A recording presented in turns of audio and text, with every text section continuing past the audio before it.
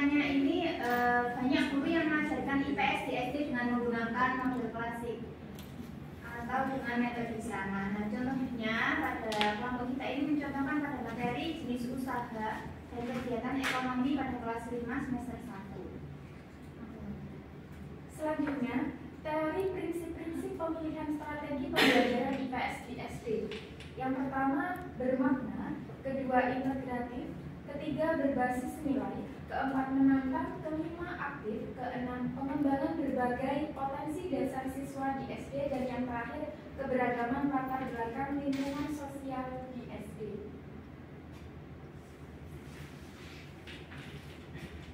Solusinya, guru dapat menggunakan model pembelajaran yang lebih interaktif dan bermakna agar siswa menjadi lebih aktif dan pembelajaran IPS menjadi lebih menarik.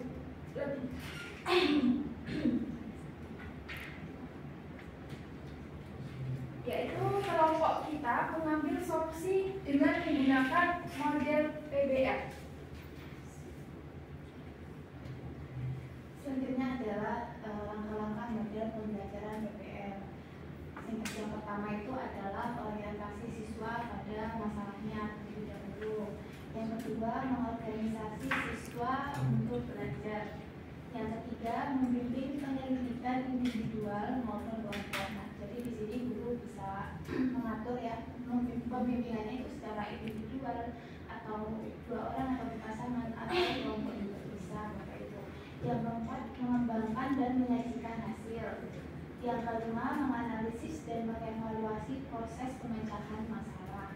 Tentunya masalah di sini kalau bisa yang relevan dengan lingkungan sekitar siswa ya, supaya pembelajarannya menjadi lebih konkret dan bermakna. Nah, di sini kelompok kami mencontohkan integrasi model PBL dalam salah satu materi kegiatan dalam salah satu materi kelas 5 semester 1 yaitu jenis usaha dan kegiatan ekonomi di Indonesia. Pada sintaks pertama yaitu orientasi masalah, di sini guru dapat membimbing siswa untuk memperhatikan dan memikirkan berbagai permasalahan yang terjadi di lingkungan sekitarnya.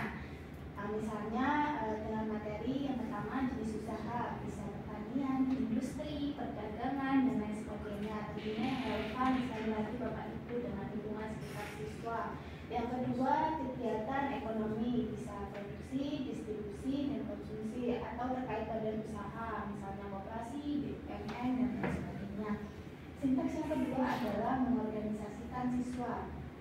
Jadi di sini guru bisa melakukan pembentukan kelompok untuk diskusi atau untuk pemetaan dan berbagai metode lainnya ya.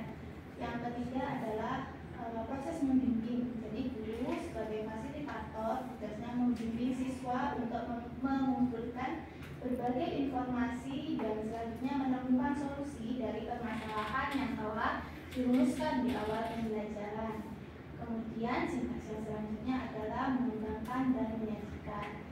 Jadi dalam sintaks ini guru dan siswa bisa menggunakan berbagai metode dan teknis, misalnya presentasi tiap kelompok, bermain peran, dan lain sebagainya. Kemudian yang terakhir adalah menganalisis dan mengevaluasi. Jadi guru dan siswa lain mengevaluasi hasil kerja dari masing-masing kelompok, yaitu memberikan masukan yang kepada kelompok yang sedang presentasi. Gitu.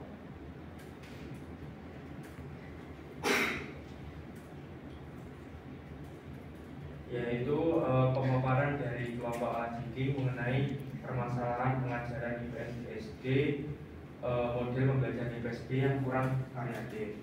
Selanjutnya kita masuk ke sesi pertanyaan. Mungkin dari kelompok kupu-kupu dan kelompok kepiting ada yang mau berikan pertanyaan atau tanggapan terkait materi yang sudah kami sampaikan atau kami sampaikan tadi.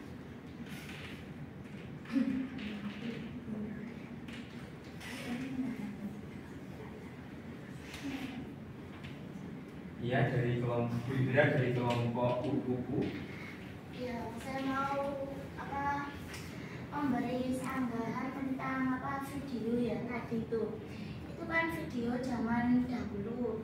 Jadi menggunakan metode dengan metode ceramah, karena zaman dahulu itu masih belum ada KD pembaruan, terus juga sama itu kayak kurikulumnya juga masih lama, sehingga sekarang ini pun sudah banyak guru yang menggunakan video dan proyektor dalam pembelajaran di kelas-kelas. Terus saya juga ingin menanggapi tentang pertanyaan dari kelompok kami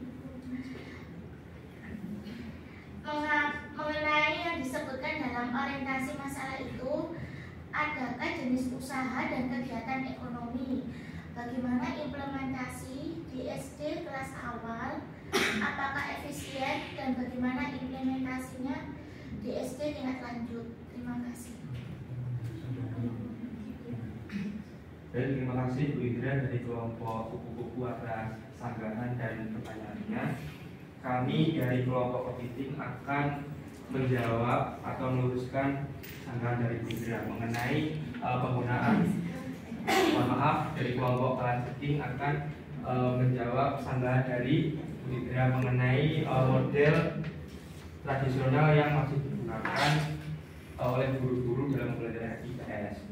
Sebenarnya model pembelajaran tradisional ini masih banyak digunakan oleh guru-guru di daerah-daerah atau daerah-daerah kabupaten atau daerah-daerah desa sampai sekarang ini. Contohnya di daerah saya, Kediri sendiri, itu masih banyak guru-guru yang kurang bisa belajar atau memahami metode-metode yang sebenarnya sudah sangat lebih efisien dalam mengajarkan materi IPS di SD. Namun mereka tetap masih menggunakan metode tradisional. Alasannya karena metode tradisional ini lebih lebih simpel untuk mereka dan tidak memerlukan banyak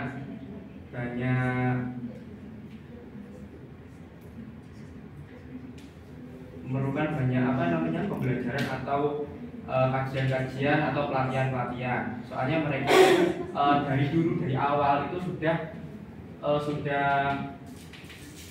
nyaman, maksudnya sudah enak menggunakan model pembelajaran tradisional ini. Namun model pembelajaran tradisional ini apabila terus diteruskan akan menimbulkan permasalahan, khususnya dalam pembelajaran IPS dan tidak sesuai dengan teori-teori atau kajian-kajian yang dalam konten pembelajaran IPS SD sendiri.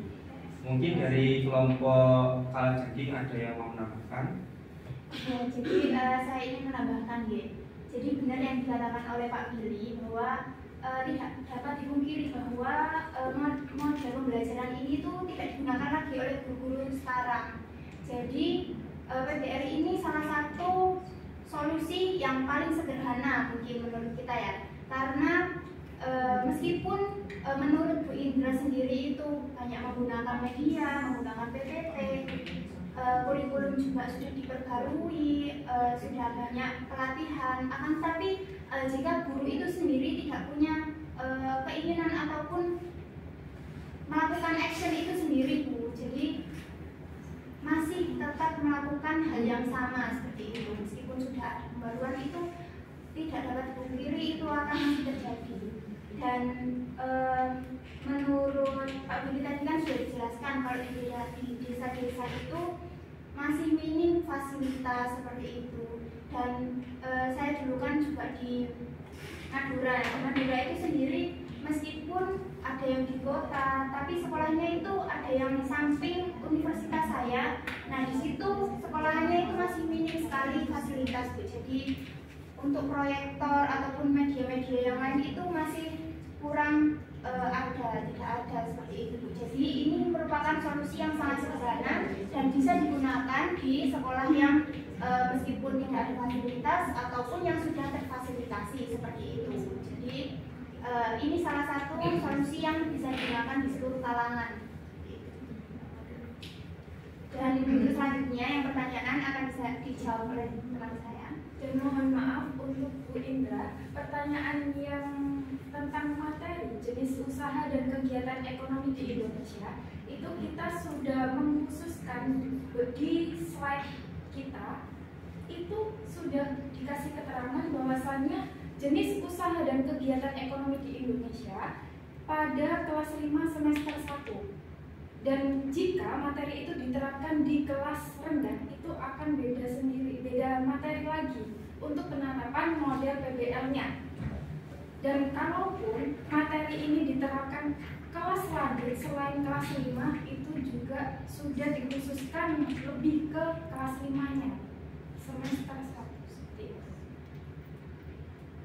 Selanjutnya akan ditambahkan oleh rekan kami. Ya, sebenarnya saya juga mau menanggapi terlebih dahulu ya pertanyaan yang Bu Indra yang pertama.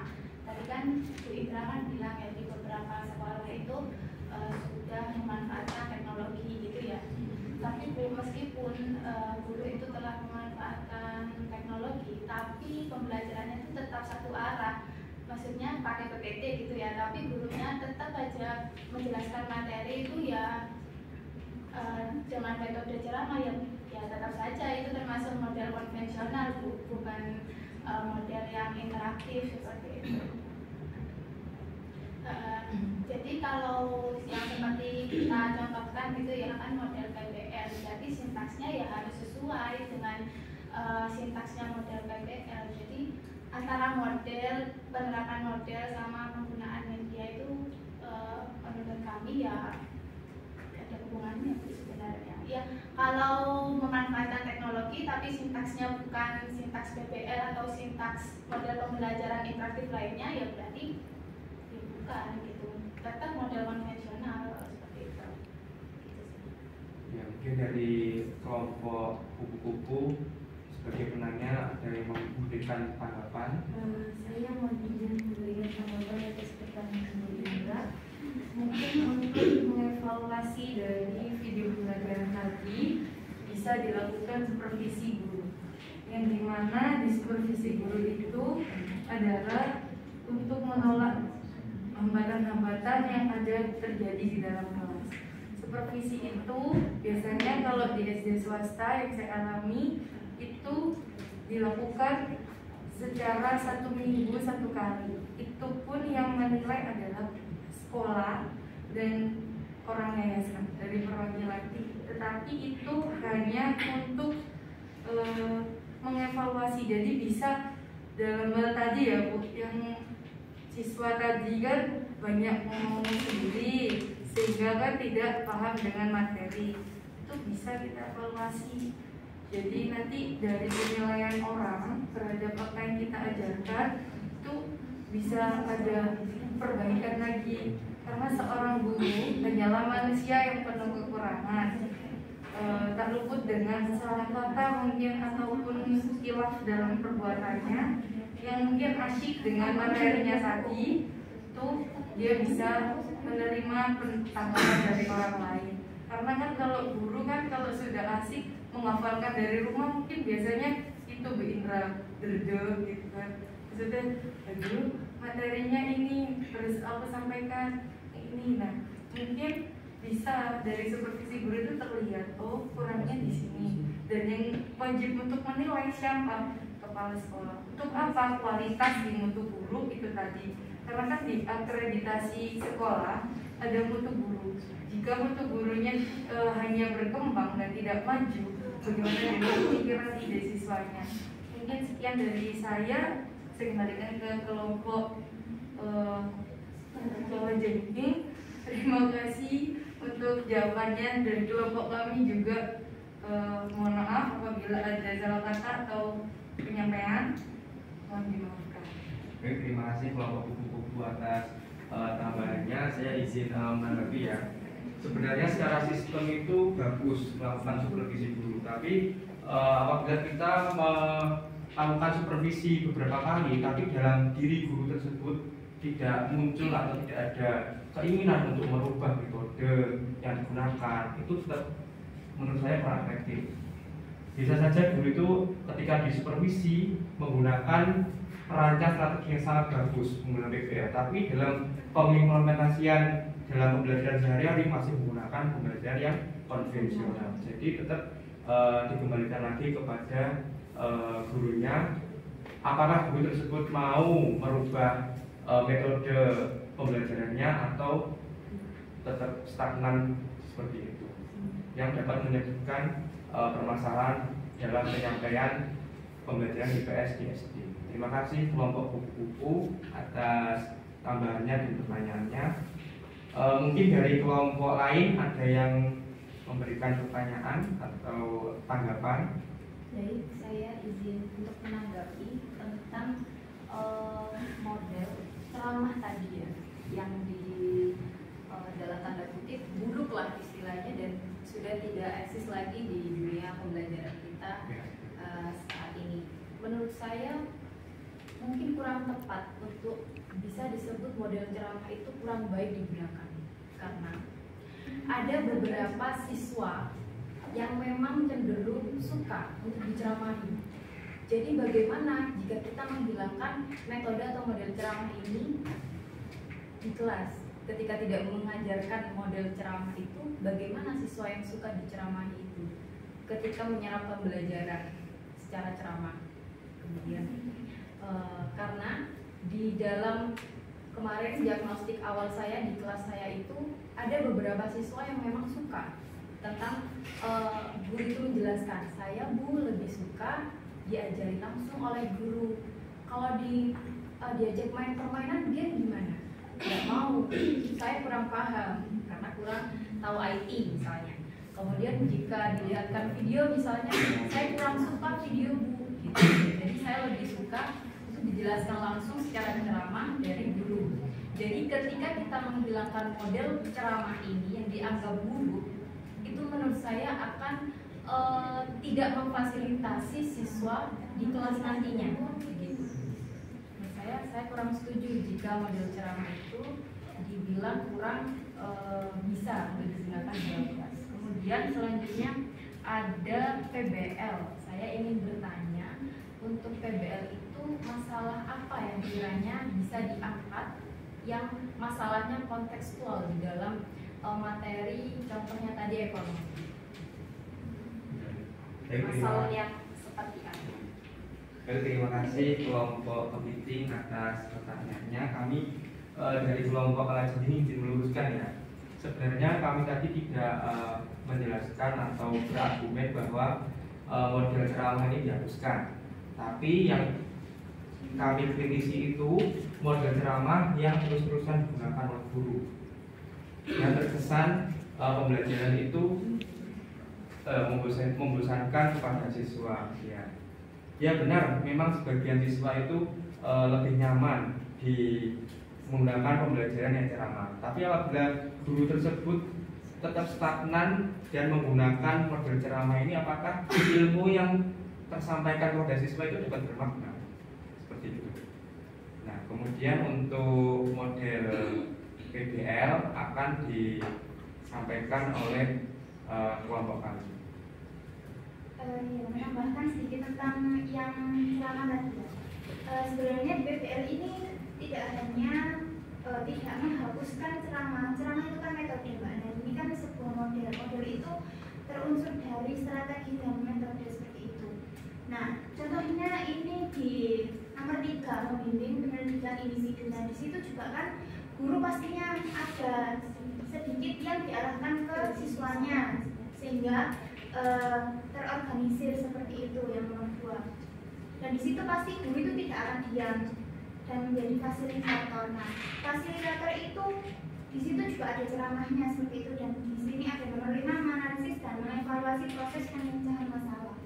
Nah, jika hasil penyajian dari siswa itu dirasa kurang ataupun ada yang ingin ditonjolkan, nah itu bisa disampaikan lagi oleh gurunya, dievaluasi lagi dan dianalisis bersama. Nah, di situ juga termasuk perannya guru untuk menurut mbaknya tadi ceramah seperti itu. Jadi di model ini tidak hanya untuk membahas tentang masalah, tapi di situ juga ada metode-metode yang dilakukan, yaitu tanya jawab, ceramah, dan diskusi seperti itu.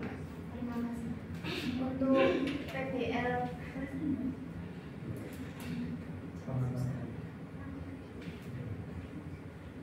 selanjutnya tadi pertanyaannya mengenai model PBL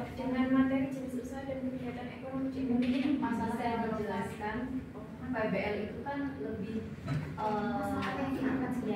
masalah kan yang ditonjolkan. Mungkin dari materi yang ditonjolkan itu masalah apa yang kontekstual bisa disajikan kepada siswa.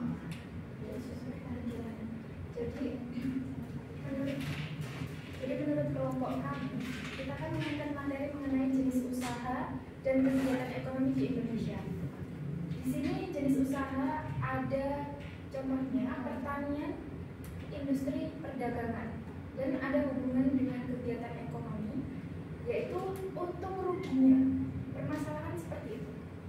Jadi setiap bidang dari pertanian, industri maupun perdagangan itu pasti ada untung dan ruginya. Itu termasuk permasalahan yang bisa diangkat di modul PBL. Dan bisa ditambahkan apa? Ya misalnya ya Mbak ya di suatu daerah gitu ya, di suatu daerah itu misalnya permasalahannya itu banyak sampah gitu ya, banyak sampah plastik misalnya begitu ya Mbak Anis. Nah terus permasalahan yang kedua itu perekonomian penduduk di sekitar sekolah itu tuh kebanyakan kurang gitu ya. Nah itu bisa dijadikan sumber belajar Mbak Anis. Nah nanti itu siswanya itu diajak berpikir sama guru bagaimana caranya memanfaatkan limbah-limbah plastik yang ada di sekitar sekolah itu agar bisa menjadi sumber perekonomian masyarakat sekitar gitu. Nanti siswanya itu diajak berpikir, menemukan solusi pemanfaatan sampah atau limbah plastik di daerah sekitar itu. Nah, kan otomatis misalnya ya saran dari siswa itu dibuat barang yang lebih berdaya guna saja Pak Bu gitu. Nah, kemudian dijual. Nah, di situ kan ada kegiatan produksi, ada kegiatan distribusi, kemudian ada kegiatan konsumsi. Nah, guru di situ bisa menjelaskan Bapak Ibu produksinya di sebelah mana, distribusinya sebelah mana, konsumsinya sebelah mana. Itu mungkin salah satu contoh penerapan PBL di materi jenis usaha dan kegiatan ekonomi di Indonesia yang tentunya relevan dengan lingkungan sekitar siswa seperti itu, Mbak Anis. Iya, baik, terima kasih dari kelompok Alajuddin. Mungkin dari kelompok kepiting dapat memberikan tambahan atau pendapatnya lagi. Baik, terima kasih atas jawabannya. Tadi sudah saya bisa tangkap bahwa model ceramah itu mungkin jangan terlalu ditonjolkan, tapi di-mix dengan metode yang lainnya dan dikemas dengan model-model itu. Kemudian untuk masalahnya sudah saya bisa menangkap, bisa itu dikontekstualkan di dalam lingkungan siswa. Terima kasih untuk kelompok Alajuddin atas jawabannya. Oke, terima kasih dari kelompok Kuku dan kelompok Kepiting. Mungkin itu saja presentasi dari kelompok Alajuddin mengenai permasalahan pengajaran di PSD. Apabila ada kurang dan lebihnya, kami dari kelompok Alajuddin mohon maaf. Wabillahi taufiq wal hidayah. Wassalamualaikum warahmatullahi wabarakatuh.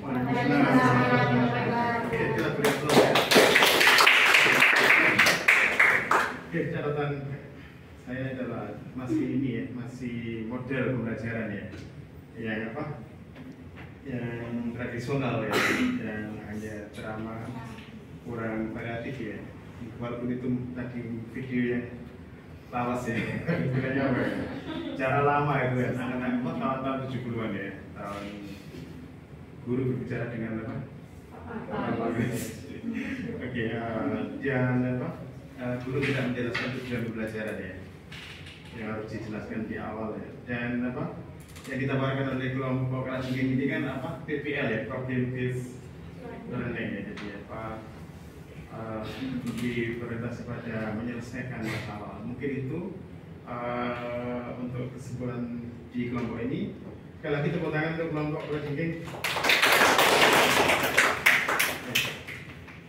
Untuk selanjutnya adalah bisa silakan kembali ke tempatnya. Baik, sebelum kita sesi kesimpulan, sesi terakhir, ada pertanyaan?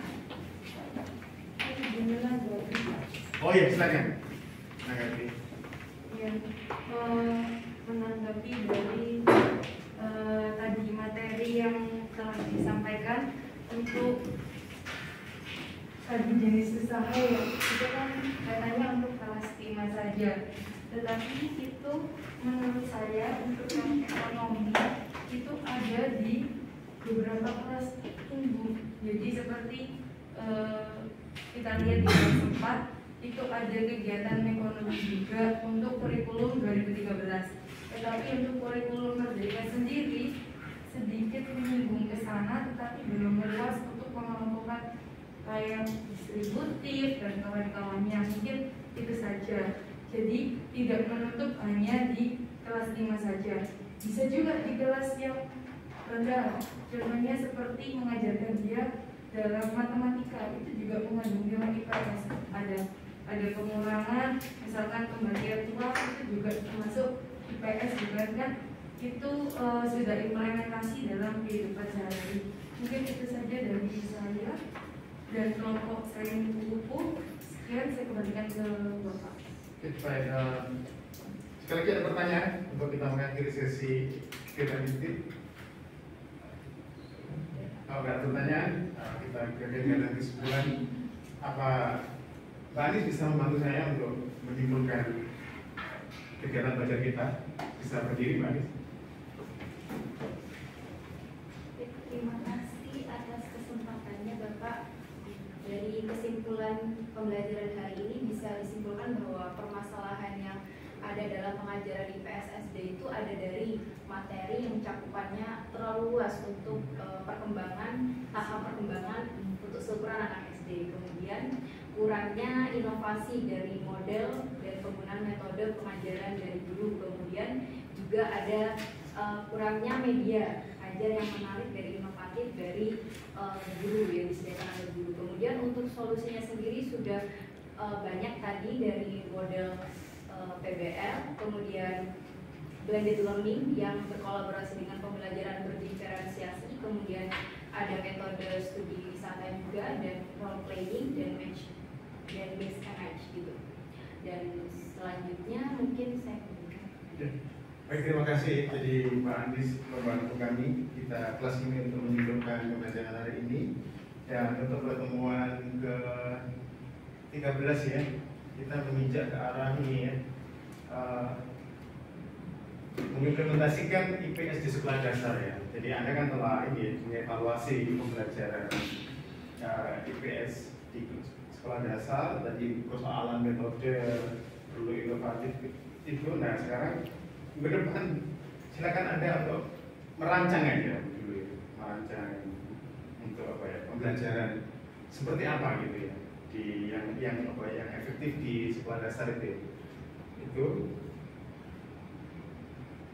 untuk minggu depan. Dan saya ucapkan terima kasih atas ini ya, Pak Dr. Hasan Subukti SPD MPD yang telah memonet kami hari ini, dan juga sama Pak Dr. Yunis Effendri MPD yang telah setia untuk memonet kita ya.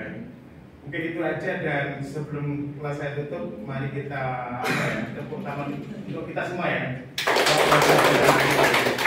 Itu selamat malam dan assalamualaikum warahmatullahi wabarakatuh. Waalaikumsalam warahmatullahi wabarakatuh. Oke, sama-sama.